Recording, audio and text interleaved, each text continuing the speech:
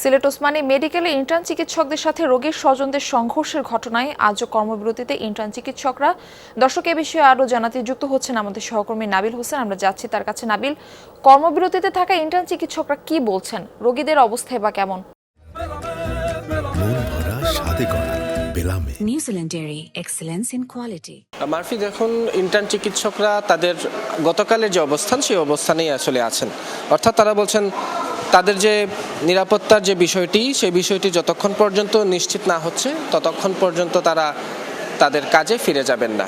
তবে আমরা কিছুক্ষণ আগে যতটুকু জানতে পারলাম যে ইন্টার্ন চিকিৎসকরা হাসপাতালের যারা কর্মকর্তা তাদের সাথে হাসপাতালের দ্বিতীয় তলায় কনফারেন্স রুমে তারা সেখানে একটি সভায় বসেছেন। তবে সবার ভেতরে আমাদের প্রবেশের অনুমতি নেই, ফলে ভেতরে কি হচ্ছে আমরা এখন পর্যন্ত সেভাবে জানতে না পারলেও বিভিন্ন সূত্র আমরা যেটি জানতে পেরেছি যে যারা হাসপাতালের যারা পরিচালক আছেন কিংবা উপপরিচালক তারা ইন্টার্ন চিকিৎসকদের আসলে কাজে ফেরাতে তারা নানা আশ্বাসের বিষয় দিচ্ছেন। এবং আমরা হাসপাতালের যারা প্রশাসন তাদের সাথে কথা বলেছিলাম, তারা বলছেন যে এই হাসপাতালের চিকিৎসক বা রোগীর নিরাপত্তার জন্য আনসার সদস্যদের পাশাপাশি পুলিশের একটি ক্যাম্পও এখানে রয়েছে এবং পাশাপাশি র্যাপিড অ্যাকশন একটা টিমও তৈরি করা হয়েছে, যাতে করে কোনো ধরনের যদি বিচ্ছিন্ন কোনো ঘটনা ঘটে সেখানে যাতে দ্রুত সময়ের মধ্যে আসলে নিরাপত্তা ব্যবস্থা নিশ্চিত করা যায়। অর্থাৎ নিরাপত্তা ব্যবস্থা তারা বলছেন যে এখন পর্যন্ত জোরদার যতটুকু আসলে জোরদার করা দরকার সেটি তারা করেছেন। অন্যান্য হাসপাতালের চেয়ে এই হাসপাতালে নিরাপত্তা ব্যবস্থা জোরদার রয়েছে বলে তারা দাবি করছেন। এর অতিরিক্ত যে নিরাপত্তার যে বিষয়টি সেটিও যদি আসলে তারা চেষ্টা করবেন শিক্ষার্থীদের বা ইন্টার্ন চিকিৎসকদের দাবি মতো সেটা করার। অর্থাৎ এই আশ্বাসের মধ্য দিয়ে চিকিৎসকদের কাজে ফেরানোর চেষ্টা চলছে।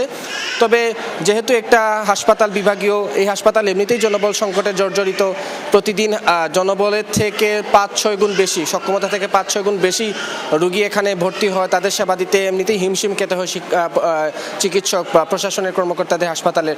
এর উপর ইন্টার্ন চিকিৎসকদের এমন কর্মবিরতি রোগীদের ভোগান্তি কয়েক গুণ বাড়িয়েছে। এবং আমরা গতকালও যে চিত্র দেখেছিলাম যে সকাল থেকে আসলে রোগীরা আসলে আসছেন, হয়তো মিড লেভেলের চিকিৎসকরা বা অন্যান্য বিশেষজ্ঞ চিকিৎসকরা তাদের সেবা দেওয়ার চেষ্টা করছেন, কিন্তু যে একটা হাসপাতালের ইন্টার্ন চিকিৎসকরা প্রাণ হয়ে থাকেন। ওয়ার্ডের যে চিকিৎসা, সেই চিকিৎসার প্রথম স্তর আসলে ইন্টার্ন চিকিৎসক, তারাই আসলে রোগীদের ভর্তি গ্রহণ করে থাকেন, প্রাথমিক যে সেবা সেই সেবাটুকু দিয়ে থাকেন।